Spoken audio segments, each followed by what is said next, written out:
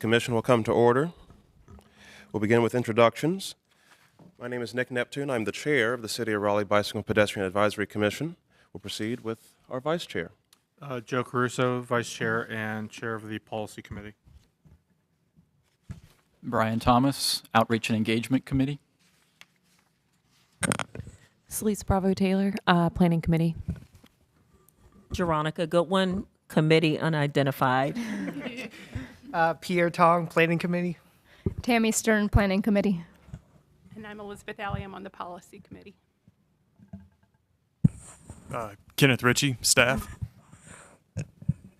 Barbara Godwin, Transportation staff.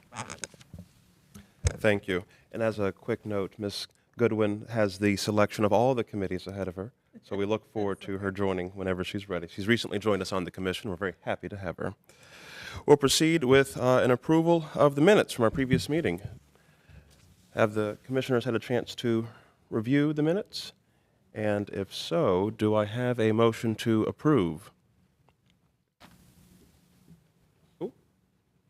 Commissioner Stern, motion to approve. Do I hear a second?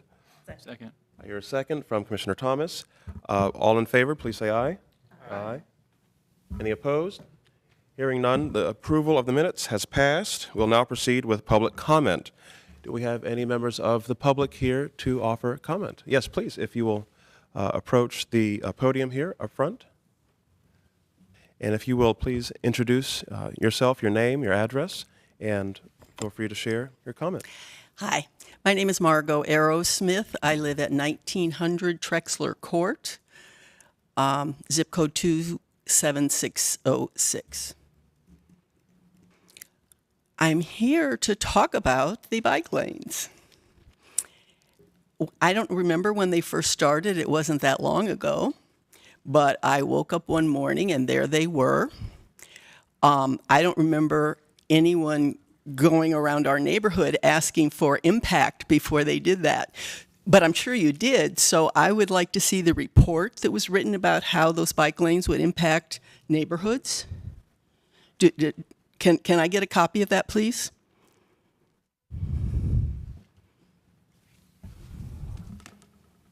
What was your last name again? Arrowsmith. Arrowsmith, Miss Arrowsmith. There's a question here about receiving a report regarding the impact of a bike lane installation along, I guess, Trexler Court or in your neighborhood? Well, it's on Kaplan, the street where where people were allowed to park was Kaplan. Okay. Well, I think I'd have to defer to staff to see if there is any such, I guess, specific report. To my knowledge, I just would like to hear from staff. So we'll need to go back and review the history on that and certainly any information that we found on that. Okay, so I could be, I mean, you may come up with a report, but what I'm hearing is that you made a rather radical move that affects a lot of people in that neighborhood without asking anyone in that neighborhood how it would impact them. And that concerns me. One of the issues is, this is a simple one, but last Sunday, I had two young men from sweeps.com, great place. They send college kids to help you. And I needed two young men because I needed a lot of heavy lifting. One of them had to park illegally.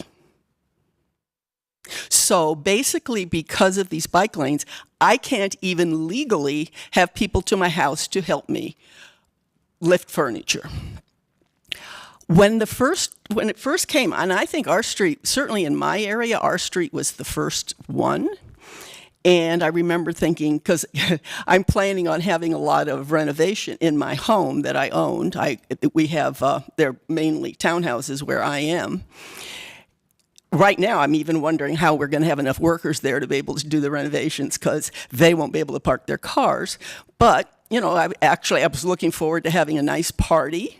And I know parties are frivolous, but when I first saw that, I thought, oh my goodness, where are people going to park when they come? I'm 75 years old. My friends are anywhere that I would invite are anywhere from 30 to 80. Even then, I said, well, there's a couple blocks away on I think it's Kentwood Street. Well, they could park there. Well, they can't now, and they can't do it on Gorman because those are now bike lanes. I don't understand why it happened, and I certainly don't understand why it happened without talking to anybody. I think bike riders are wonderful. Before this happened, I would see like maybe 3 or 4 bike riders a week, which is exactly what I see now, about 3 or 4 bike riders a week. So I don't know what the need was. If it's for safety, one of the things that happens, our road is very curved. And when there were cars parked there, and there were never a whole lot of cars parked there, but people needed to park, it would make the road narrower, so cars would have to slow down. Now that there's no cars parked there, nobody has to slow down. Matter of fact, when I go home, I don't speed, but I ride right through the bike lane because nobody's ever in it anyway. So, all right. So it's really not any safer there, and I could argue it's less safe. And then the other day, I have a picture if you'd like to see it, but as Gorman goes down towards, as Kaplan, goes down towards Gorman, there's about 30 to maybe 35 yards where all of a sudden the bike lane disappears because there's now 2 lanes because they want the people turning right to be in a different lane from the people turning left, which makes sense. However, suddenly that bike lane isn't there anymore. There's no signs that warn bikers. Be careful, because all of a sudden, somebody wanting to make a light might be speeding up, and they're going to be in your lane. There's no sign that says that, so it's not safer for anybody. There's no more bikers. And I had somebody at my house 2 weeks ago that had to park illegally, and if I want to have 2 people over for lunch, I can't do it unless one of them wants to spend $50 on an Uber to get to my house.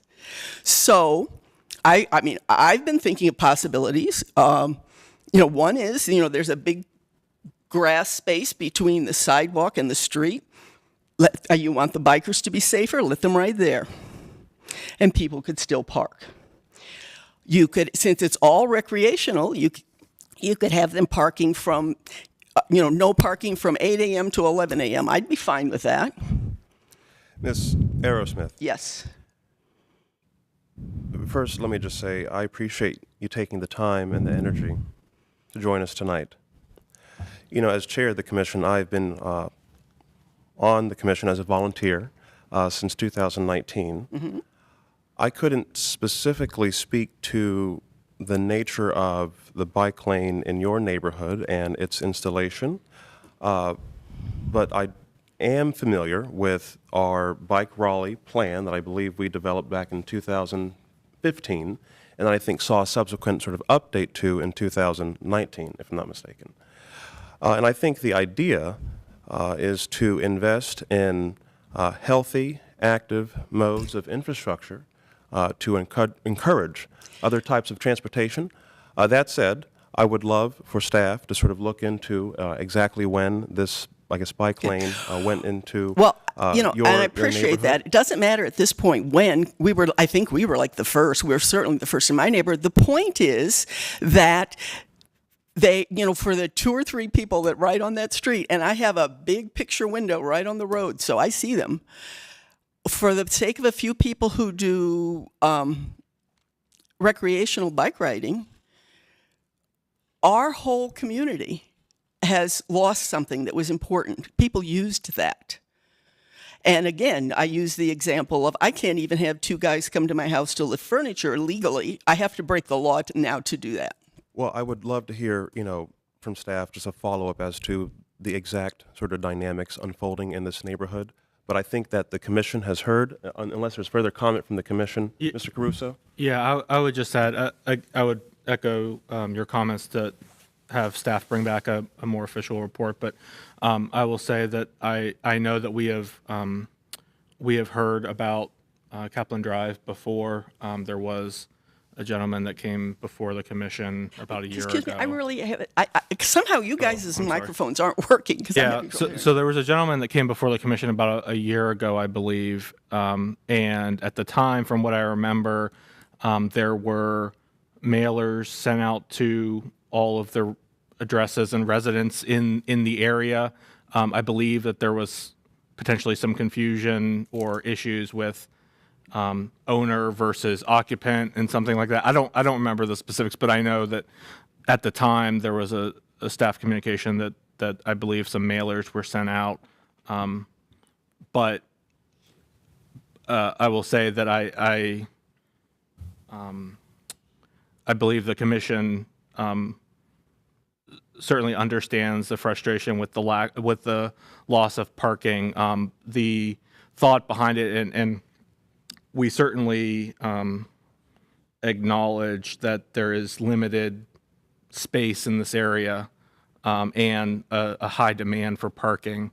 But the decision, I think, was made to restrict parking in large part due to safety.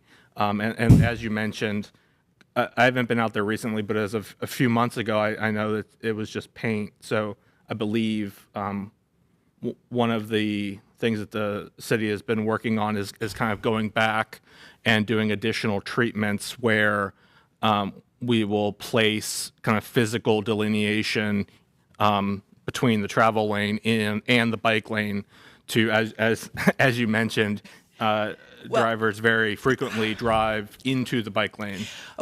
So the plan generally is to come back at a later point and put kind of physical delineation to prevent that from happening. How much has bike ridership increased since you did this? I don't know. Well, I live there. It hasn't. Right. I think the larger vision is, especially with Gorman in that area, is to create a larger network, not one specific street section and things like that. Like I know Gorman was just resurfaced, and there's a lot of college students in this area, obviously, and creating a kind of more connected network in that area so that residents of the area can travel on bike and non-car modes. Mr. Caruso, I appreciate your comment, and Ms. Aerosmith, again, I appreciate your time and your energy tonight. And honestly, I think that the commission here,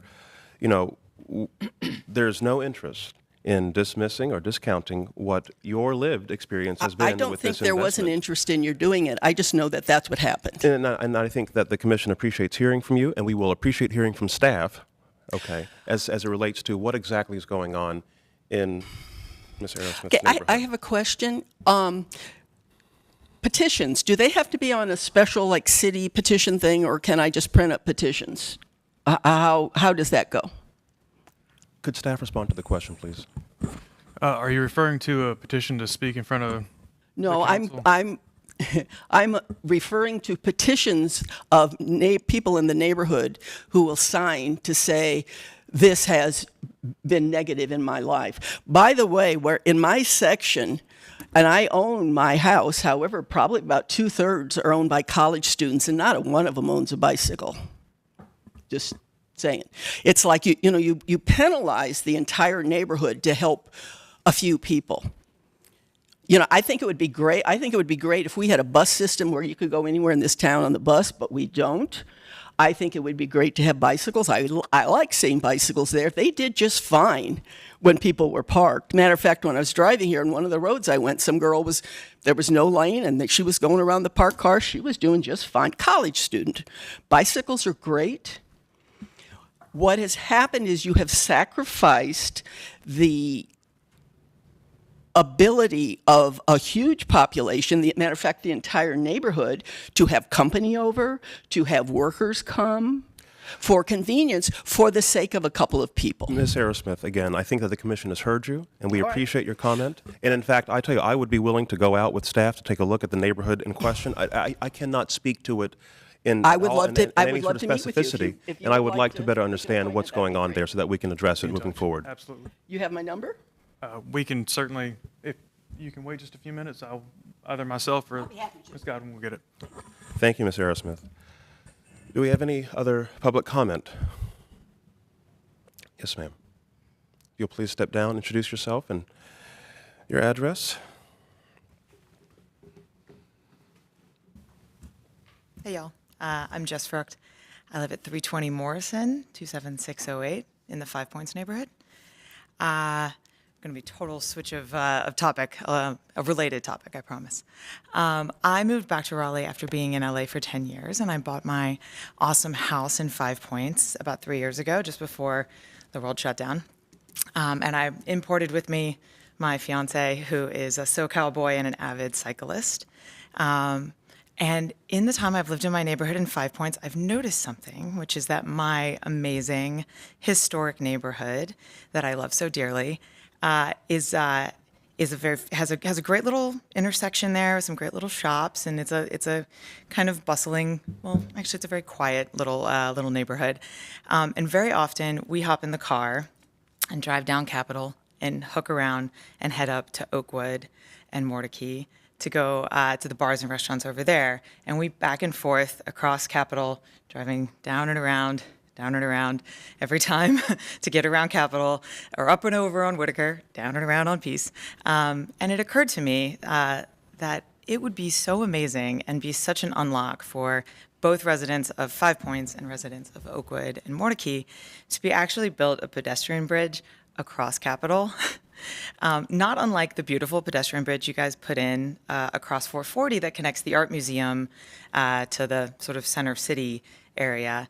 And I recently met Nick Neptune, and he suggested that I come in tonight and give you guys this idea on the off chance that it might be interesting as an infrastructure project for bikers and pedestrians to be able to bridge the gap between these two historic neighborhoods and connect these communities. I think it actually would bring potentially more folks into Five Points to support the businesses there and make it a lot easier for us to get over to Oakwood, take our dog over to the park, go to the bars and restaurants safely and easily, and be able to take our bikes out. You may have noticed, as an aside, that Five Points is a little bit of a Bermuda Triangle. We have Wade Avenue, we have Capitol, we have Whitaker Mill, we have all these roads around us. It makes it very difficult to walk or to bike out of the neighborhood. So a pedestrian bridge would be amazing. I've been talking about this since I moved in to anyone who would listen, and then I talked to the right person, and he was like, I have a group for you to talk to. So I bring this idea to bring to your expertise. And we appreciate you bringing it to the Commission's attention. Is there any comment or response from the Commission? Ms. Alley? This is a great idea. It's so great, in fact, that many people also have it. Which I is had great. a feeling that I was not the only one who thought of this. No, it's you can see it. I'm looking at a map right now. It has been a long time, but I know that when the Capitol Boulevard study was done, and do you remember what year that was, Pierre? Like 2012.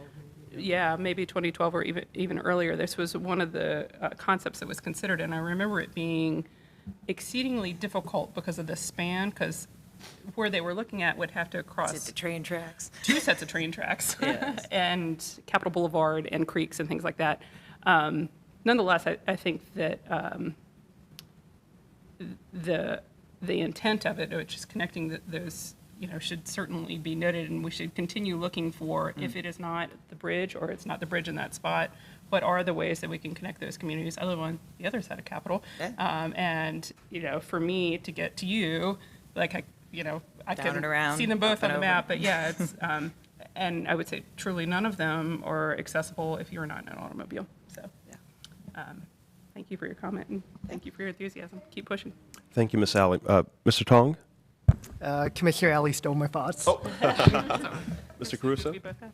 Yeah, I would just echo Commissioner Alley's comments that this is on the minds of a lot of people in the Raleigh community, and has been thought about for a while. I think more recently there's been an effort, maybe as a shorter term project, to look at Atlantic Avenue.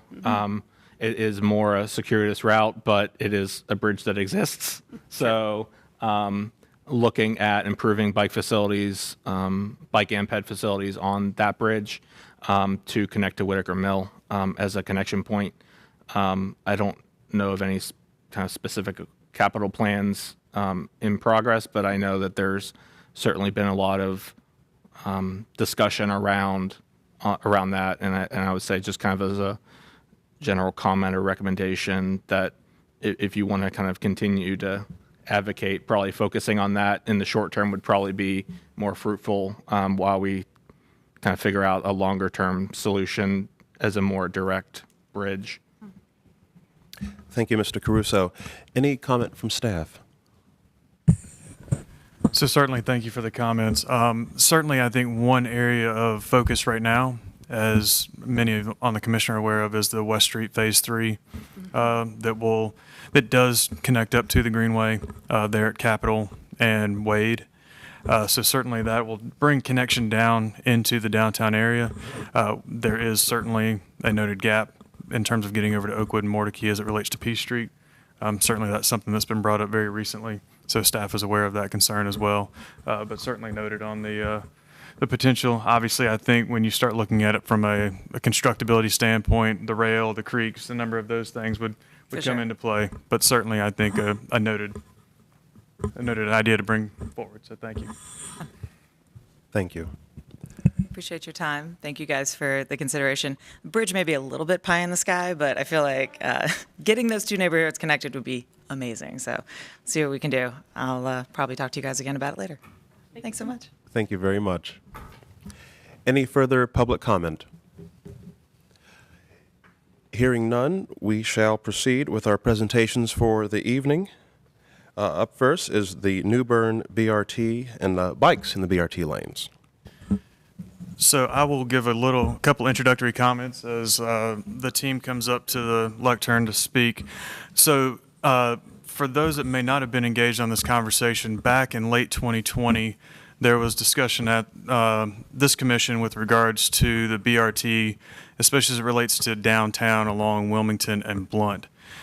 With the dedicated BRT lanes as they've been identified, or the bus access and transit lanes, that does go into the space that is now occupied by bus lanes along Blunt Street and Wilmington. At that point, there was discussion, and the design did factor in with the New Bern implementation potential joint utilization of those lanes for bikes and the buses, just because of the frequency the buses will be running at that point. And certainly that's the kind of where the design has gone since that point. As we get down towards the final design and the final elements before we head to construction on this project, staff wanted to provide a quick update on that, just in relation to some potential design pivots we may have to make as it relates to the Blunt Street and Wilmington Street corridors. So I will kick it over to Het Patel from Transit to kick it off, and then certainly we'll take any questions at the end. Good evening, Chair and Commission members. Het Patel, Transportation Transit BRT team. As Kenneth mentioned, I'll just give a brief overview of the planning history for New Bern Avenue and the bicycle pedestrian accommodations as part of the bus rapid transit project along New Bern Avenue. And then Sam Brewer from Engineering Services is going to finish off that presentation, and Kenneth actually is going to finish it off with an update to the downtown study. So New Bern Avenue is a bus rapid transit corridor that's approximately 5.1 miles connecting downtown Raleigh out to New Hope Road and past Wake Med. It has 19 BRT station platforms, a total of 10 stations counted, and the 19 platforms kind of end up being the inbound-outbound pairs. There's 3.3 miles of dedicated bus lanes planned for this project, and a 10 to 12-foot multi-use path along the south side of the corridor from Blunt Street all the way to Sunnybrook.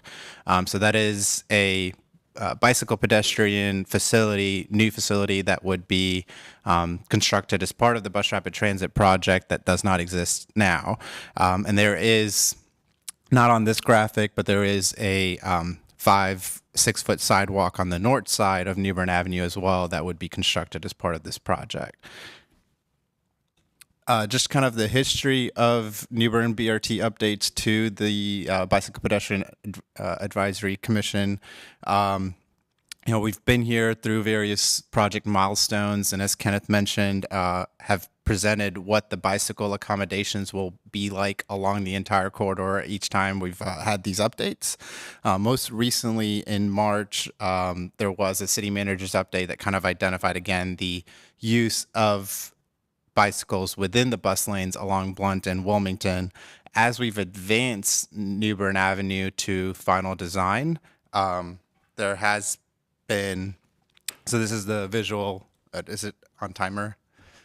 All right, that's fine. So that was the visual that Sam's going to get into in a second. But ultimately, as we got to final design on New Bern Avenue, there has been coordination with NCDOT as well as internal City of Raleigh coordination that's kind of led to an understanding of what we can and can't do from a laws and regulations perspective with bicycles within the bus lanes. And so Sam's going to kind of walk us through that updated development within downtown. This does not affect anything from Blunt Street out to Sunnybrook on the multi-use path. It does not affect anything on the sidewalks on north side of New Bern Avenue. It really is within the dedicated bus lanes in downtown. Good evening, everybody. Thank you for giving me the time to talk to you all here about this. So what Het had started talking about is we had been trying to incorporate the feedback about the preferred means of integrating bike traffic on this project in between the 65 to 90% design stage, as you see on the screen, which if you're looking from left to right, you see the first lane in the diagram is the shared bike business access and transit lane. And pardon me, nope, did I hit the? Let me go back. So what we've been trying to integrate into the design up to the 90% phase was the shared lane on the left there, where the bicycle traffic would be sharing the lane with the dedicated bus access and transit lane, business access and transit lane. When we submitted our 90% designs to DOT for their review at that stage, that's when they let us know that there were issues with having mixed vehicle type in the bus lane because of the dedicated signals that were going to be used in that lane for the bus traffic. So at that point, what we had to do in that area of downtown for those few blocks is move the bike traffic out of those lanes, which we're going to be using dedicated bus signals, and put them in general purpose lanes, as you can see on the updated diagram here.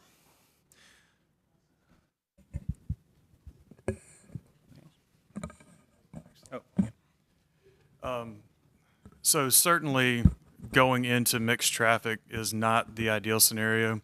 Really the intent with the sharrows is just to make sure that there's an understanding for both vehicles that bikes can use the corridor. Because of this challenge, and certainly this was identified as a piece from Councilmember Melton previously, with regards to looking at the active transportation network in downtown, certainly as it relates to some priority corridors for bike facilities.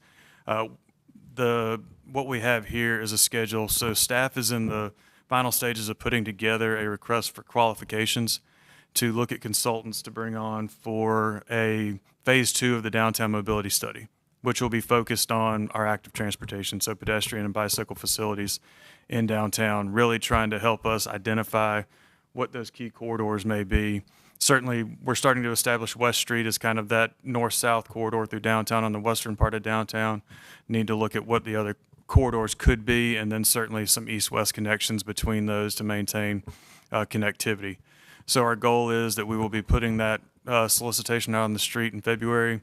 And our goal is to look at making sure that we have identified and at least have an initial implementation of a corridor when the BRT goes live for revenue service by the end of 2025.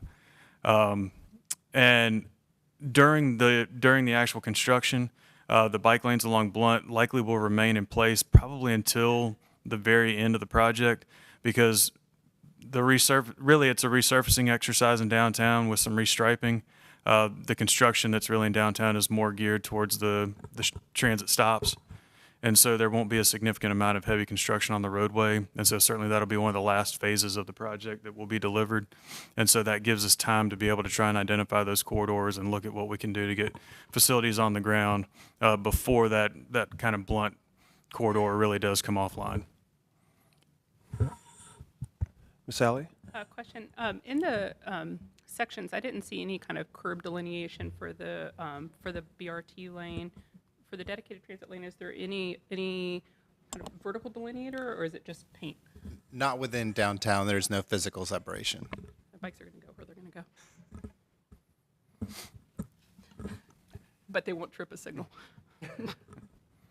Well, and I think that was one of the challenges that we came across was really more of a legal challenge because of the transit signal priority. In North Carolina, unfortunately, bikes are not allowed to use that to jump queue. So that became really an operational challenge and ultimately a safety challenge with how do we safely get bikes down that corridor knowing that they're going to have to, they could get to an intersection, have to come out of the transit lane, and then how do we transition them back into it? And it was really more challenge and probably creating a rather unsafe situation than we really didn't want to create. And so I think certainly just making sure that there's an understanding that they have the ability to use that general purpose lane, but noting that we're really going to be focusing on trying to identify some of those critical corridors in and through downtown over the next couple of years. Thank you. Any further comment from the commission? Yeah, I just have a question. Is there kind of a broad update on the Blunt Person to a conversion project? I know that that's kind of been going on, but I haven't really heard an update recently. That's So obviously gonna my impact understanding us. on the latest on the schedule there is they are getting towards their next outreach. So I'm anticipating that within the next couple of months, we probably will have an update at either your February or March meeting on the status of the Blunt Person project. I guess just for those that may not be familiar with that project, it was what is now phase 2 is originally envisioned as phase 3 of the Blunt Person corridor plan that essentially converted both of those to two-way.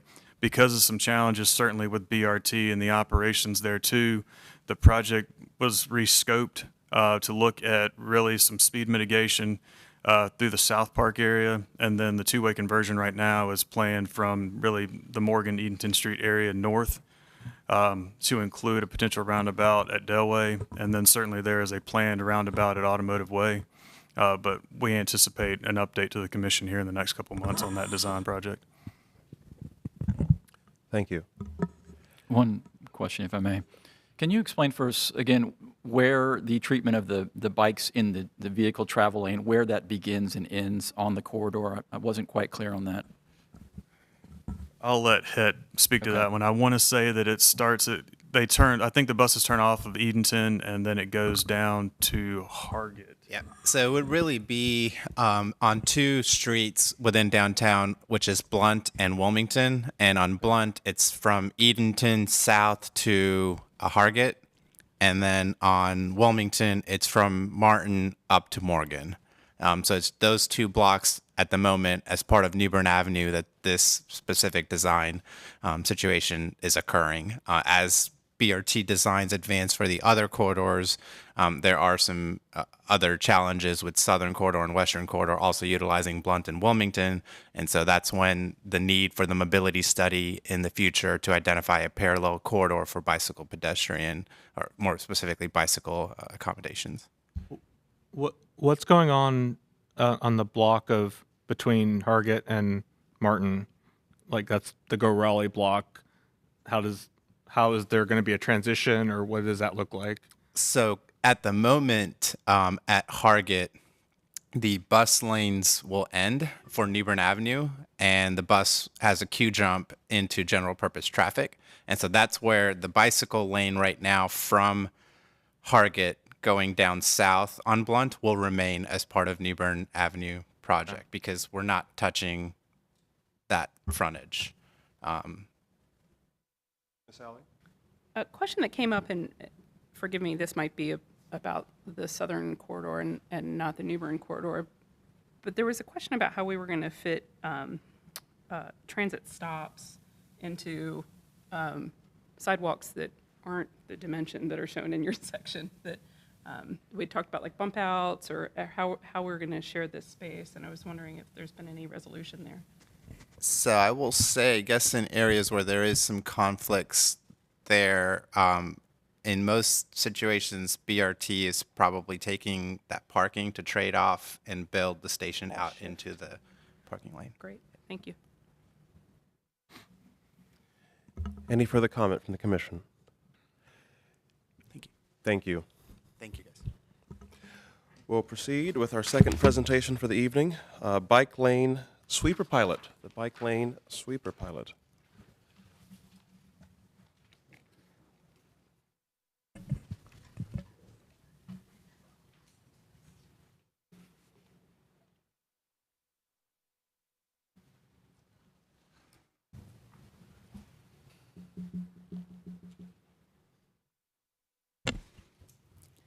Good evening, everyone. Barbara Godwin, Transportation. Good to see you all tonight. I'm going to be talking a little bit about our bike lane sweepers, plural, and give you a couple of updates on where we're at with getting those machines on the ground to continue maintaining our facilities. So just to kind of give you a framework of why are we talking about this and why is this important. The image on the right is very telling. This is what happens when we don't have this type of equipment or the resources available to maintain the infrastructure that we're building. So just kind of as it's important to understand that as we're building out this infrastructure, maintenance needs also increase with that network that we're contributing to. And then just kind of as a point of reference, last year we added about 8.7 miles of bike lanes. So that number will only continue to grow as we continue to build out this network. So just in terms of our current resources, we do not have any dedicated staff at this time who are specifically working to maintain bike lanes. We do have 2 bike lane sweepers, as you can see in the image to the right. This is one over on Harrington Street, out hard at work. Additionally, we have 2 trailers that are available to pull the machinery out on site. And then we also only have 1 hauling truck that is a temporary fix we have borrowed from another department while we were working to eventually, at some point, purchase our own truck to haul those machineries. And then just to give you kind of a time frame of how long it takes to actually sweep 1 mile of a bike lane, it's about 4 hours per mile. So it's about a half day on the job. So our recommendation tonight is really just to create an ad hoc committee. We're really looking to work with BPAC to identify some potential pilot corridors where we can pull out our 2 bike lane sweepers for the year and are hoping to start initiating that selection process with you all. So I'll stop there and take some questions. I want to point out that we also have some of our street maintenance colleagues here as well who can speak to the resource needs and just some other maintenance related comments. Thank you, Ms. Godwin. Ms. Alley? A question about the citywide LEAP program and whether or not they serve, I don't know if that's purely residential streets or if they serve all of the city streets and if they can serve the streets that have bollard protected bike lanes. Yes, so I will call on Jason Holmes and Robert Wall to speak to that question. Probably better suited to answer.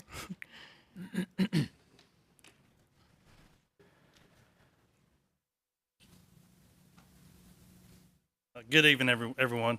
Jason Holmes, I work in transportation, and I think your question was specifically about leaf collection. Mm-hmm. About the leaf sweeper program, the big sucker trucks that come through the neighborhoods. Can they serve streets that have bollards on them? It's definitely more difficult to serve streets that have bollards because of the way our equipment operates. So it does make it challenging. We do have people on the ground that can rake leaves out, but obviously that slows that process down some. So it's because they can't get close to the curb. Can't get close to the curb, yes. Okay. Great. And does that program serve all city streets or just residential streets? I'm wondering where there might be overlap. We hear a lot about the leaves on Milburnie in the bike lanes, and so wondering, is that a street that is also served by a leaf collection? It's mainly residential streets, Okay. but all city streets in Raleigh. Gotcha. Thank you. Mm-hmm. Thank you. Any further comment or question from the commission? Ms. Stern?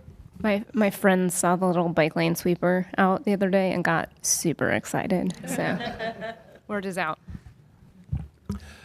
Oh, Miss Alley. Sorry. No, good. All One good. more comment. It occurs to me when I look at those piles of leaves that we have a great street tree canopy, but many of those leaves, or at least when I see, didn't come from the tree right above that spot. And I see a lot of people, even downtown, blowing leaves, maintenance crews, blowing sidewalks, and so those leaves, I'm wondering if there is, I mean, people are always going to put their leaves and their trash cans on the sidewalks and the bike lanes, and so wondering if there's some education we could do, even, I mean, I even see it in downtown where I'm like, there's nothing to blow. But nonetheless, it is getting blown exactly to where our active mobility users are. Well, it certainly sounds like something the ad hoc committee could discuss along with staff. Ms. Godwin, was there a recommendation as to a number of commissioners to participate in this committee? Are we thinking 2 or 3? So I would say just, of course, we can't reach quorum with the number of people, but under that number, I would say as many as the commission would like to include on that, possibly one from every subcommittee at least to represent all 3 of our subcommittees. Excellent. Just Mr. a Thomas. quick follow-up, if I may. So the residential leaf collection program, I think it works in zones. And so is there anything that we can learn from that process in terms of how to allocate limited resources to, do the collection or the cleaning that's needed? Because the leaf pickup is, confined to more of a reduced period of time where the bike lanes may need sweeping year-round. Granted, I'm sure we have more leaf sucker-upper trucks than we do bike lane sweepers, but is there something that can be gleaned from that process that might help us speed our process along?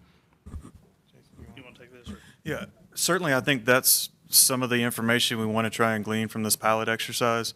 One of the big things I think right now is just understanding based off of, and I think we're looking at trying to identify 5 to 7 streets that for consideration and then probably cull that down to about 4 to 5 streets for the pilot is really going to be the time that goes into, and that way it helps us kind of not only establish the frequency, but like you said, then kind of leans into zones based off the resources that we would have. So all of these are going to be conversations that will be ongoing during this pilot exercise. I'd be happy to be on that ad hoc committee. So. Thank you. Are there any types of facilities that the street sweeper really can't do? Just, I guess, so we have that in mind, like the Gorman Street connector where it's kind of like goes like up on the curb and then down. Like if we're identifying certain areas, like is there any type of, maybe bollards can create an issue like we're mentioned, but is there anything that like is kind of not recommended for these street sweepers and we have to look at a different tool? So I think whenever we were looking at some of these street sweepers, we actually purchased ones that are narrow enough to fit within bike lanes. So I can't think of a location that would pose that type of challenge. So like with Gorman, because of the in-street and then back a curb scenario, there's no issues with the sweepers being able to get up on the sidewalk, is there? Did you try that one?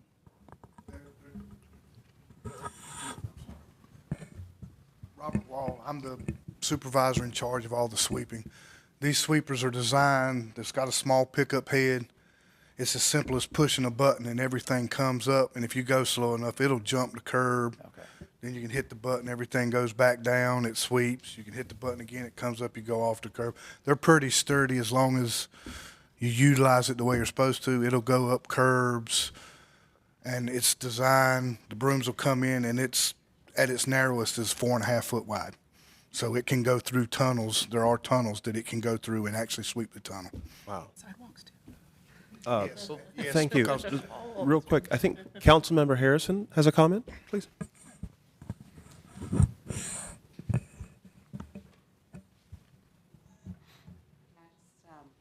Hi, everyone. I want to thank you all for having this conversation. I've been getting a lot of messages from constituents in District D on this topic. I'm also a bicyclist. I'm also someone who puts my leaves sometimes on the road.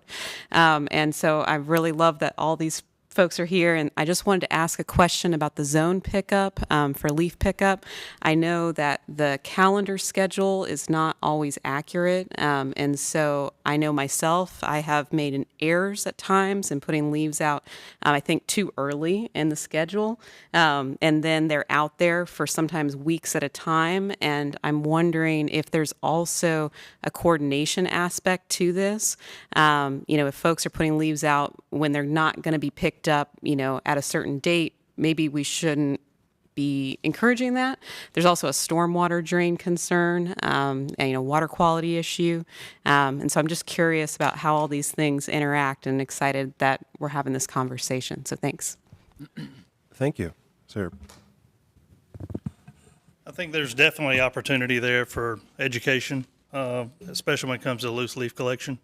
There's a lot of challenges with that program that we're faced with every year. To your point about placing leaves out prior to the time that we're scheduled to be there. So we do a lot of education with that. We put a lot of information on our website, trying to nail down exactly what that schedule is going to be. But it's definitely a challenging program to try to schedule for. So I definitely think as part of this committee that may be things that can be discussed as far as trying to pilot some of these locations for this bike lane sweeping program in connection with loose leaf collection. Thank you. Just real quick, I want to pivot back to the ad hoc committee. I believe Commissioner Thomas has volunteered to serve on the committee. Do we have any other commissioners? Commissioner Stern. I see Commissioner Stern. Commissioner Alley. I'll do it if Joe doesn't want. I think it's to Commissioner Alley. Okay. You take everything else. She's not here, but I don't want to speak for her, but I would say that Commissioner Gellenbeck would most likely want to be involved as well. So just keep that in mind. I think that's safe to say. Yeah. I do believe that is a correct assessment, Mr. Caruso. Well, with that, unless there's any further comment from staff on the program, Ms. Godwin? Yes, I was just going to add that we'll coordinate with you volunteers on a meeting time and certainly notify those that are not here of the opportunity. So we'll be in touch soon. Thank you. Thank you very much. Well, hearing no further comment on this particular presentation, we'll proceed with our third and final. Chair Neptune, just yes, real sir. quick on that. I think what staff would ask is, obviously, I know not everybody's here, but if we could have the ad hoc committee finalized by our meeting in February, just so that we can then kind of put a game plan in place in terms of scheduling meetings with that team. Absolutely. Moving forward into our last and final presentation for the evening, the 2023 resurfacing list. Ms. Godwin, are you back up on deck? I'm back up on deck. Love it. So this will be very brief, last presentation of the evening. Wanted to just highlight what we have coming up for resurfacing projects this year that will either add or just update bike infrastructure. So a couple of facilities that are going to be adding buffered or conventional facilities. Oberlin Road, this will be between Robert Street and Glenwood Avenue. This is a continuation off of the streetscape project that will be going on over in the Village District area. I think it's between Roberts and... So Roberts down to the roundabout at, I'm losing it. It's a really small street.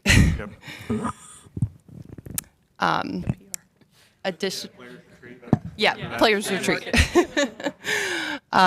So that facility has some very high-level pavement marking plans that are in development.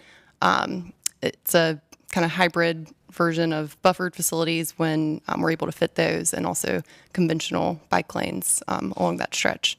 Additionally, we are currently evaluating the feasibility of whether we can add bike lanes or not on Woodburn Road. There is a center turn lane at the intersection of Cameron and Woodburn that we are currently evaluating turn counts at. So more to come on that. I don't have any updates at this time, but we will keep you informed on that. Additionally, we will be extending facilities that are already existing on Dunn Road. This is up in Northeast Raleigh near Falls Lake. And then lastly, we have a series of shares that are going to be going in on Bailey Drive, Fiesta Way, Kilgore Avenue, Leonard Street, and Purdue Street. And I'll just add that those sharrows on Kilgore Avenue are already existing, so these will just be remarking those. So in terms of what we're recommending for this group of streets tonight. There's some review that needs to be done on Oberlin Road. That is a very lengthy project, and we would appreciate some time and consideration from the planning committee on that project. So we are recommending to send this into planning committee tomorrow night for sort of a further deep dive review. Those pavement marking plans are very high level and don't have the fullest detail yet, but in terms of the concept, it will be ready for a review. Thank you, Ms. Godwin. Commissioner Tong, will the planning committee be meeting tomorrow evening and ready to take this item on? Yes, we will. Excellent. Thank you, Commissioner Tong. Ms. Godwin, thank you. Is there any comment or question from the commission? Ms. Alley? Two comments. One, when you all are looking at the turn lane counts at Woodburn and Cameron, I noticed a lot of pedestrians using that intersection and a good amount of turn conflict. And so I was wondering, I don't think there's one there already, but if we would ever consider an LPI, the leading pedestrian interval, which we have downtown now, which are so useful, such a great tool that if when we're looking at that intersection, if that's a thing we could consider as well. I know that it couldn't be implemented as part of the resurfacing, but I would hate for us to preclude that option as part of our design. So that's certainly something we can coordinate with our traffic engineering staff on, and we can provide a report back. Yeah, we don't use them kind of as policy outside of downtown, I don't believe, but I think this is a good example of where our growth centers could use them. They would really help. And my second comment, and I think we'll hear back from staff at the next meeting, is what the public engagement process is for resurfacings, because I noticed Kaplan was a 2019 resurfacing. So in the past, we have brought the list of resurfacings to the BPAC and done a review similar to what we'll be doing with Oberlin Road tomorrow night. Some of you will recall Whitaker Mill last year as well. Following all of that feedback, we contact stakeholders through letters, any type of mailer, and solicit their feedback as well through either contacting staff or visiting the project page on the City of Raleigh's website to learn more information. But that has been the process in the past, and then I believe a second form of mail goes out right before the street is actually resurfaced. Thank you, Ms. Godwin. Ms. Alley, did you say that the Kaplan resurfacing was in 2019? Did I hear that correctly? I did a little digging on the city's website, and I found a link that shows a 2019 street resurfacing plan for Kaplan from Gorman to Kent. Now, there's no context along with that link about whether it was done in that year or whether the design that I'm seeing was done, but I was curious about, because I know Kaplan has also had traffic calming projects in the past, and I think there's another one coming. Kaplan's been a tricky spot, but interesting. Because our public speaker, was concerned about public engagement, I wanted to know what the next round's going to get as well. No, I appreciate that initial digging in the midst of our commission meeting. And no, I really do appreciate it. And again, I think it was mentioned earlier with staff. I would love to hear more about what's going on in that neighborhood. It's very difficult to comment on the specifics without just knowing, right, the actual detail of what's happening in the neighborhood. But I think on behalf of the commission, there's a desire to learn, number one, what's going on. And again, frankly, as the chair, I will show up in the neighborhood with, our city staff to get a feel for what's happening on the ground and see if we can identify some, next steps because ultimately what I'm hearing from our earlier, Ms. Aerosmith, there's this sense that her quality of life has been diminished. That's effectively the thrust of her comment. And I don't think anyone here, as volunteer commissioners, has any interest in advancing policies or infrastructure that's diminishing the quality of life for anybody in this city. We are, I think, very interested in advancing healthy, active means of transportation, certainly encouraging that, trying to design and build for that as the city continues to grow. But as we know, we are sharing space, right, with residents, commercial entities. And from time to time, we will have these moments of tension. But we can engage in respectful conversation as we try to navigate through it. So again, Ms. Alley, I really do appreciate that update on that Kaplan project. And, Mr. Ritchie, just Ms. Godwin, looking forward to working with you and identifying what exactly is going on there and some positive next steps.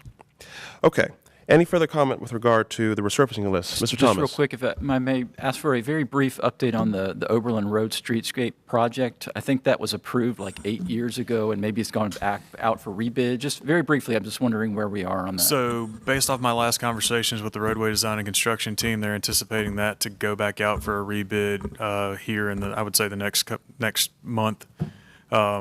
As you will recall, that project was bid last year.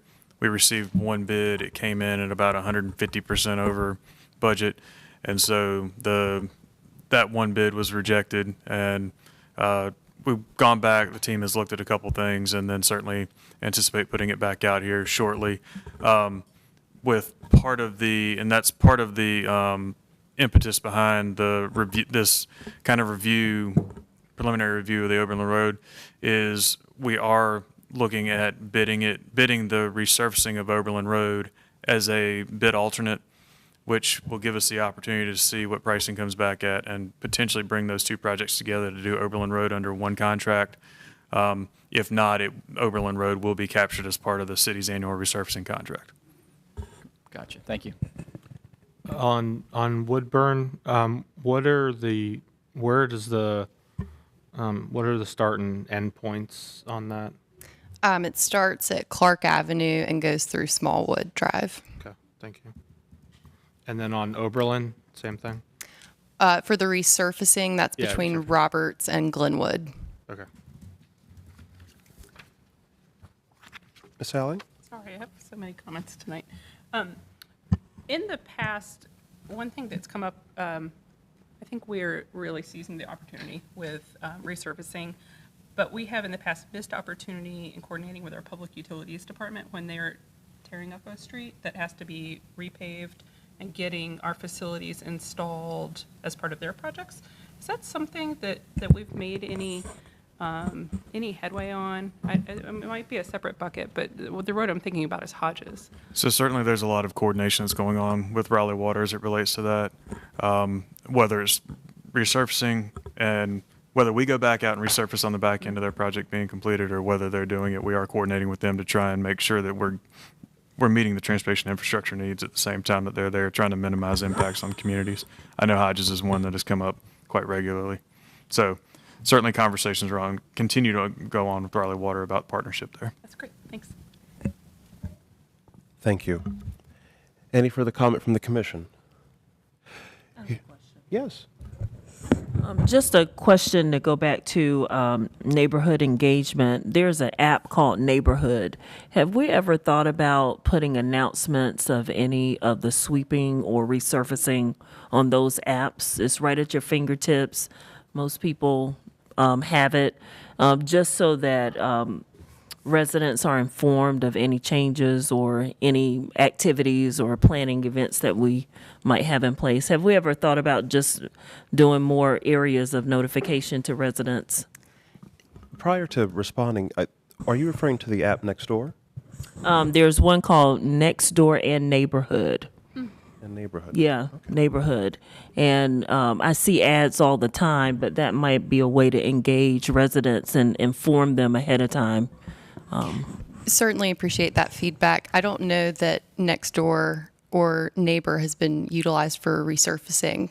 I know that Nextdoor has been used for some projects in regards to neighborhood meetings, but it's something that we can definitely look into and talk to our community engagement office about.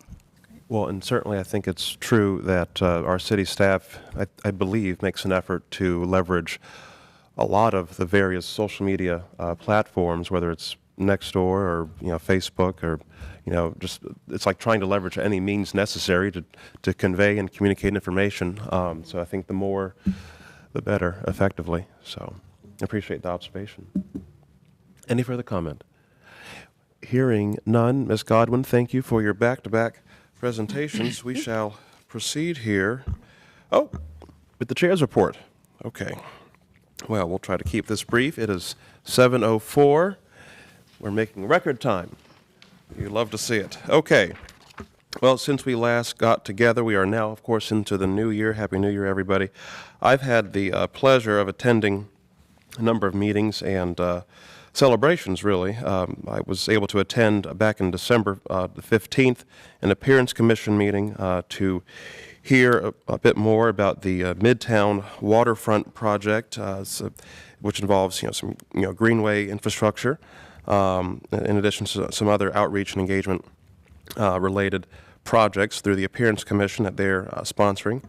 Also attended on the 7th of January the East Coast Electric Speed Shop grand opening. It's a new e-bike shop downtown in the city of Raleigh. The number of active e-bike users, it's growing so much so that we have a brand new e-bike shop in our backyard downtown. So how about that? Great crew, and as I understand it, they are looking to, in fact, host the offices of Oaks and Spokes, our longtime cycling nonprofit organization. Up next, I was able to attend on the 9th of January a Greenway Committee meeting with one Beverly Clark. I believe she's in the audience there. I see you, Ms. Clark. Looking forward to hearing from you in a moment.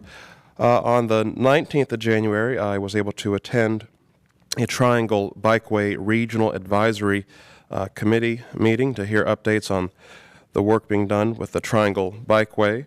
And then last but not least, last Friday was able to attend and in part host the Oaks and Spokes annual members party, which we were joined by a number of folks. We had a great turnout, but council member Christina Jones very kindly came out and supported the event, and so it was good to see her. But other than that, it's, we're certainly happy to be back here into the new year. But other than that, it's, we're certainly happy to be back here into the new year. We did not have a meeting in December, so we'll have our monthly meeting tomorrow to discuss Oberlin Road. Policy Committee? We actually met this afternoon, and we have started talking about the station area planning for Southern and Western BRT, and how Bike and Ped fits into BRT station area, along with first mile, last mile connectivity, and kind of things of that nature. And I feel we will continue to work on that for a bit. Thank you, Mr. Caruso. As it relates to Outreach Committee, there were no pending items for December and January, so there's no report to share.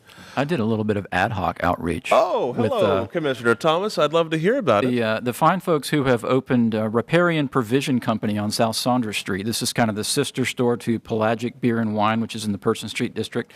I've met with the owner there and talked about maybe adding some bike racks there. It's a destination that's bikeable from my house, and there's not any bike parking currently, so we've had that conversation, and we've talked about connecting them with Oaks and Spokes to maybe even do some creative bike racks out front. So.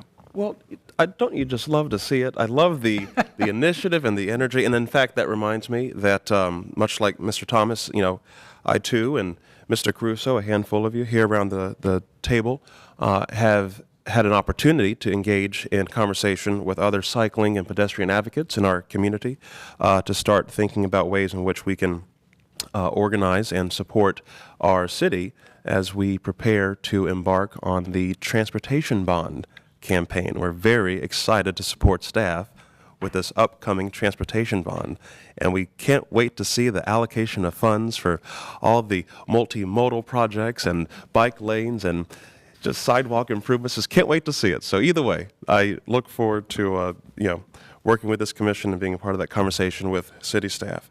Hearing no further updates from Outreach, we shall proceed with staff reports. Couple of reports from me tonight. Update on our new and upcoming bike share station that will be going in at the Brookside Bodega shopping area. So we have the design about 1 or 2 days away from being finished, and are on track to have that station installed by early to mid-spring. So looking forward to filling in that gap in our existing network. Okay. Additionally, I had one other update. Just wanted to keep the commission posted that transportation staff and sustainability staff are partnering together on coming up with some very early stages of programmatic design for an e-bike rebate program. So we are continuing to work through those conversations and come up with some potential options. And so just wanted to let you know that we are working on that and hope to have some updates for the commission soon. Very exciting. Thank you. So just a couple updates from me as well. Certainly, I think one of interest to the commission with Miss Fontaine Burris's departure from the city. I do anticipate that the bike ped program coordinator or program manager position should be posted hopefully this week. So certainly if anybody has any recommendations on ways to get that position out there, please send them my way, trying to make sure we get as wide a net cast on this as possible. Because certainly that position is critical in terms of where the city is looking to go with their transportation network. The other item, I know Commissioner Alley has had interest on this with regards to participation at our boards and commissions meetings. My understanding from community engagement is they are making some strides with that, even to the point as I believe they're going to be making a policy recommendation to the manager's office in short order to try and make sure that the process is as inclusive as it can be. So certainly as we have more updates, I'll be more than happy to bring those back to the commission. It is appreciated. Thank you. Any updates to share on kind of where we are in developing the transportation bond? So certainly very, very early in that conversation. We are we're going to be talking with parks to kind of use the framework that they used for the last parks bond to kind of start looking at some next steps that we need to prep for. But certainly that is very forefront in our minds in terms of trying to make sure we're getting prepared for that. Thank you. It's a quick question. Mr. Thomas? Ms. Godwin, your mention of the bike share station reminded me of the one that got wiped out on Hillsborough Street in front of the Aloft Hotel. And are there any plans or progress on reestablishing that station? We've hired an electrician to do some of those initial repairs, and he is in the process of getting all of the proper permits, and we'll be moving forward with those repairs very soon. All right, great, thanks. I just had a question about the Faircloth bike cycle track project that was underway at the end of last year. I know Ms. Burris was working on that. I just wanted to, I think they were working on kind of putting together some designs that were going to come back in January, maybe not to this full commission, but at least planning committee. I just wanted to see if there's an update on the Faircloth project, or is that kind of on pause given her departure? So that project is currently still with engineering services. Diana Dedmore that came and presented as the project manager for that. I spoke with her late last week, and they are still doing some evaluations on that turn lane. That's part of Faircloth Road, and looking at some potential hybrid options for where that turn lane might be necessary and where it might not be as necessary. She didn't quite have a timeline on when they're going to get those counts back, but we'll continue to keep you updated and bring that back to Planning Committee soon. Thank you. Hearing no further comment, I'd like to invite Ms. Beverly Clark up to the podium if she could briefly share perhaps an update from the Greenway Committee. I believe there was a site visit and trail tour with folks along the Mine Creek Greenway. That is where I came from at 4 o'clock this episode. So I'm sure most of you all who are cyclists are familiar with when you proceed south on from Shelley Lake on the Mine Creek Trail. You go under the Millbrook Bridge, and then you proceed, and there is a sharp left turn on the Greenway, and you cross the creek on an old wooden bridge with a non-movable bollard, and then you go on a really mossy, broken pavement and cross another bridge, and then connect on to Mine Creek Greenway. Down to the new Z Bridge is down there, if you, formerly the Z Bridge. So the Public Utilities is slipping the, there is a sewer easement that goes, if you come down again where I started on Shelley Lake, and before you turn onto that first bridge that goes straight, and you can see it if you're there, it's just open there. Obviously it's a sewer easement, it has no trees. And so Parks and Recreation staff have proposed that the Greenway, especially since Parks and Recreation chooses for good reason to avoid having bridges that are both costly and have a lot of maintenance and repair issues, to instead of replacing those bridges with concrete bridges, to straighten the Greenway out and have the Greenway follow the sewer line easement, and then it would join right below. The issue there is that we do not currently have an easement, and that the easement would need to be secured from the Ridgelock townhomes. And so that was what we did today, was that a good percentage of our board met with the Homeowners Association and other affected residents there. And I think I can pretty safely say that the homeowners would like us not to do that. They would like us to keep the current configuration on the east side of the creek.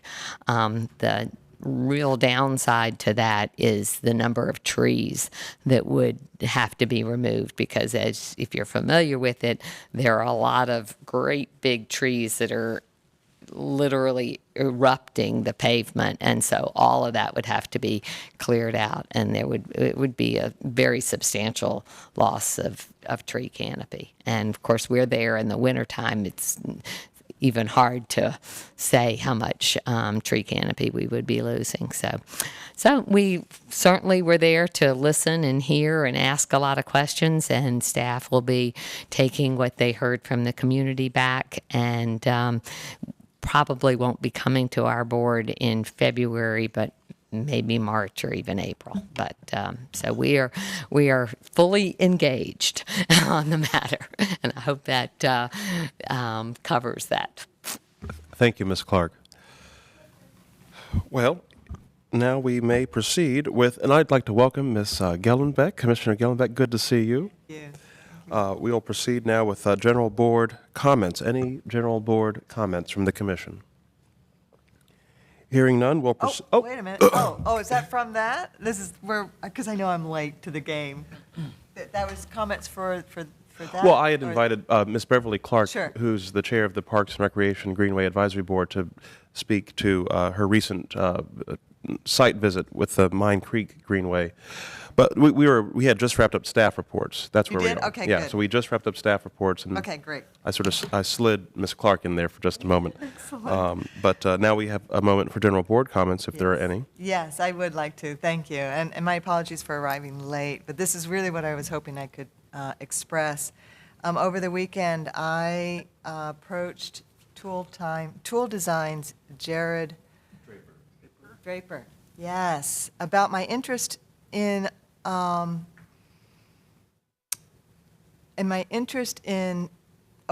developing a bicycle network in Raleigh to connect up our infrastructure so that we're creating a condition that would induce ridership. Because right now it's just, we haven't reached the comfort level for the majority to feel confident to ride. And Mr. Draper's response was really intriguing. He said that Tool Design would be interested in presenting to BPAC an analysis that they could conduct in understanding Raleigh's infrastructure and roadways, and possibly help us to create the network that we know is going to serve the public the greatest good. And so I wanted to make that comment and see if we could explore this further or move it along. So that's what I wanted to bring up. Well, I appreciate that, Ms. Gallenbeck. I imagine staff, are there any initial thoughts on, I guess, having Mr. Draper from Tool Design join us for, I guess, he would present on a previous analysis that, It was a very brief conversation, so what I'd like to do is follow up with it and see if staff, if that's something that we can do, or how do we get guest speakers to come before the board? And well, certainly we can extend the invitation and, invite, someone like Mr. Draper to present, on his yeah, analysis. what a goal is, because I know that we're taking a deep dive into the updating the bike plan, right? And I think the timing is really good for us to be able to build that network, to at least identify the roadways that could connect the infrastructure that we currently have. I remember Mr. Kalem saying last year that his intentions is that we improve upon the infrastructure that we already have built, not necessarily built more. And it's true, the infrastructure that we have in place now is just not meeting the needs of the majority.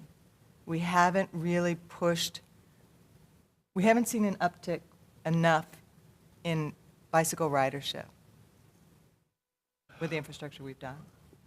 Thank you, Ms. Gallenbeck.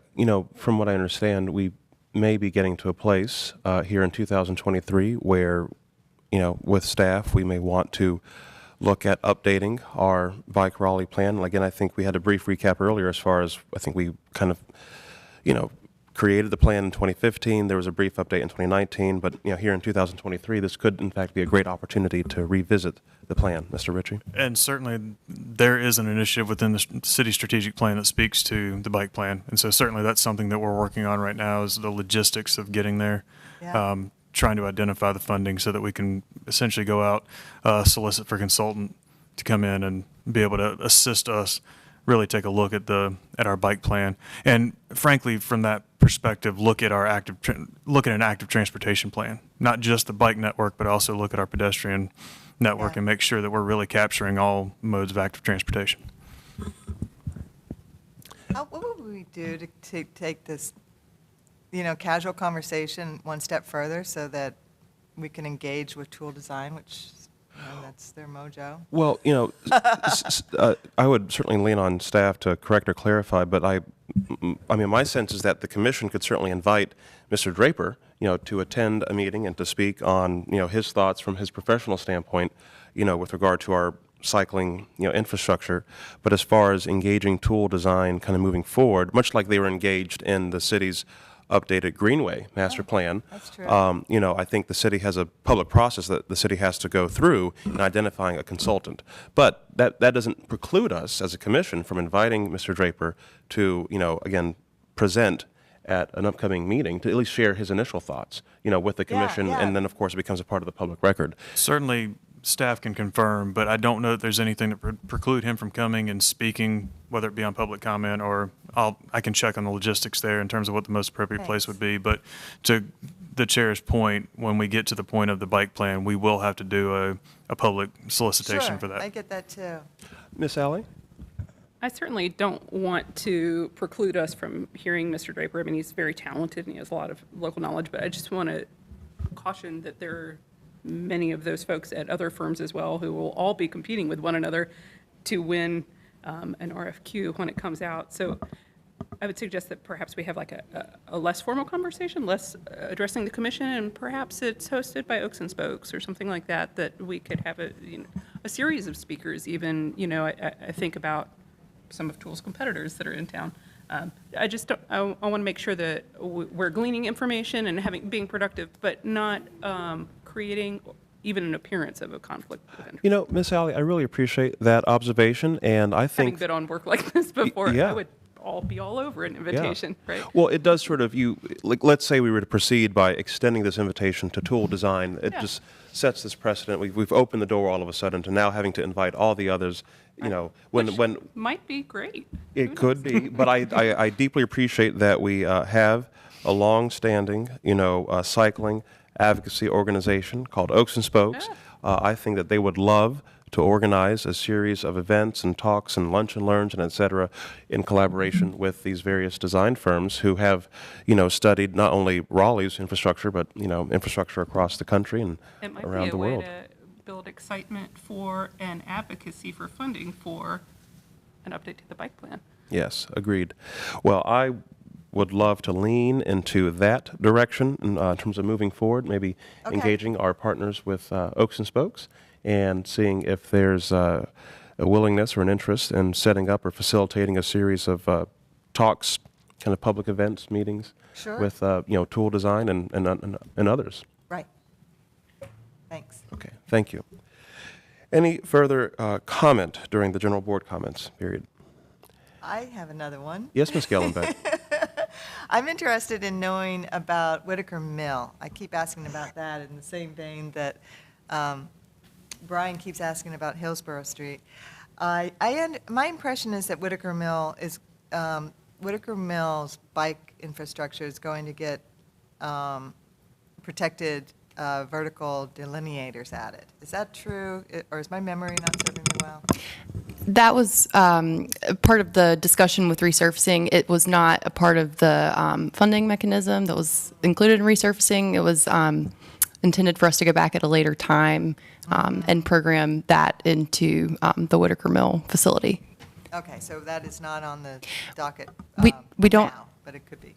Correct. We don't have anything programmed at this time, but can certainly add that to the docket and provide you with an update. Okay. There is portions of that new lane that is repeatedly being, parking is in it. And it's unfortunate where that section that they're parking in the bike lane because it's on a blind curve.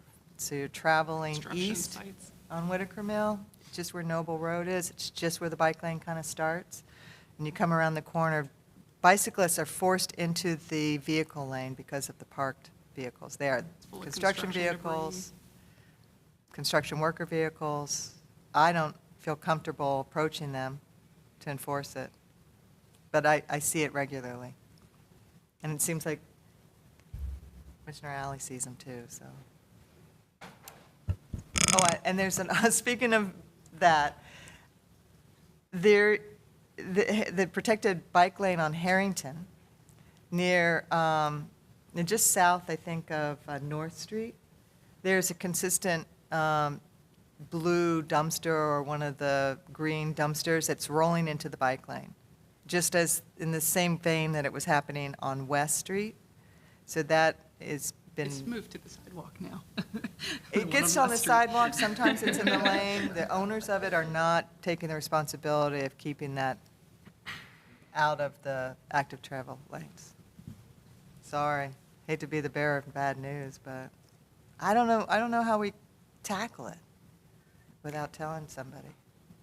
So in reference to the Whitaker Mill bike lanes, I believe this area is parking enforced by RPD, and so kind of not always guaranteed that they're going to see those types of infractions. I would say anytime that you see it, Call if you could them send it on hotline. to myself or our parking division, and we can forward it along to the right people in our PD. And then in terms of the Harrington Street dumpster issue, we, in the last year or so, have put out some sidewalk curb stickers that are delineating where those dumpsters are supposed to be rolled out. I think occasionally, as you have mentioned, they do fall into the bike lane, and that's an education piece that we're going to continue to work on. Ms. Godwin, if we were to bear witness to a dumpster in the bike lane, would you recommend that we reach out to you and you could sort of relay appropriately from there? Certainly, we can get it to the right people. Yep. I wonder if this might be our former commission partner, Mary Sell, who's now with the Downtown Raleigh Alliance. I wonder if she might be a partner in this as well, some gentle education of our development teams, but also retailers. The Dillon's been like that since the day it opened. It blocks, I mean, there's no way you can get a wheelchair or a stroller. It's a great observation, Miss Alley, and in fact, I have had some conversations with Miss Sell, the former chair of our commission here, who's now working with the Downtown Raleigh Alliance as their transportation planning manager, and I do believe that she is actively pursuing a strategy to educate and inform and work with our downtown business owners and residents, you know. And so I'm looking forward to supporting her in that effort, along with a number of others. I know she's been meeting with David Meeker and other downtown business owners who, you know, have proactively, you know, made an effort to encourage the growth and development of, you know, cycling infrastructure as we continue to grow as a city. So. Additionally, if I could add one more thing in regards to the dumpster conversation, I think part of that that you might have witnessed, Commissioner Gellenbeck, is the trash and recycling companies putting the dumpster back, not in the right place, and not necessarily the business owners. So difficult to, you know, control their behavior. But in terms of our relationship with the business owners, you know, I think there's some conversations that could potentially happen with a liaison like Mary Sell. So. Yeah. Well, and, you know, I think that there could be a respectful, you know, communication to the business owners, the operators, that they in turn can have with their vendors. So, for instance, I certainly have a recollection of a time when I managed a food hall, downtown, and we had a series of issues occur Also where, blocks the sidewalk. where, you know, they would come through and pick up our dumpsters and drop them, you know, right back down in the middle of a sidewalk or what have you. And it is a challenge, right? But ultimately, I think in relaying the concerns to the owners, to the operators, they in turn can engage their vendors in trying to, let's say, improve that behavior. So. I know there's been a couple of kind of attempts to talk about downtown trash for, especially in the kind of mixed-use multi-tenant buildings, that, you know, why are there rollout dumpsters? It's private haulers, or sometimes they have the rollout curbs, and, you know, are there kind of broader policy changes and initiatives that we could use? Shared dumpsters, you know, remember the one that was going to be underground, and the, what was it called? Maybe, yeah, the Moloch. And so, you know, until we find kind of a broader policy solution, it's going to continue to be an issue. Yeah, I agree 100%. And so, you know, no pun intended, but rolling forward, we need to find a solution as we expand our active transportation infrastructure, because it hinders it. You build it, but if they can't use it, then we haven't. It has to be a part of that process. I'm not sure what it is. Quite honestly, I love those buried ones. They went in like 2018, and we had the equipment that picked it up and hauled it away, and it was like they were stationary. They were wonderful. I think they're gone now. I don't think we're ever going to use them again. But something that has a more permanent built into our infrastructure might be something we could consider instead of these rolling things, because there's so many people that are engaged in it. We're having a hard time. We're not going to block a travel lane with them, so there's only, you know, 2 other places they can go. I just know, I know if those things were rolling into the motor vehicle lane, right, we wouldn't be having this discussion. That's right. And that's the thing that kind of gets my goat, that we're just not we're not considered as valuable, or this infrastructure isn't considered as valuable, because I'm a motor vehicle driver as well. And I don't know how to get the city to get to that capacity, that mindset of protecting this infrastructure just as much as it protects the motor vehicle infrastructure. It sends the message that people who engage in active transportation are second-class citizens. I mean, which they're not, obviously, but it's hard not to receive that message. Thank you, Ms. Gellenbeck. Thank you, Mr. Thomas, Ms. Alley. Mr. Caruso? Yeah, I was reminded of a question. I have a question for staff on the resurfacing. It was an NCDOT project on Avon Ferry. That's supposed to be their resurfacing and reconfiguring of the bike lanes. Is there any update on that? I thought that was supposed to happen late last year, and as far as I know, it still hasn't happened. Let me check into that while we finish the meeting. I know I've got an update from NCDOT because I was coordinating with them for a meeting that's upcoming in the next couple of weeks with Athens Drive High School as well. So I do have an update on that. Okay.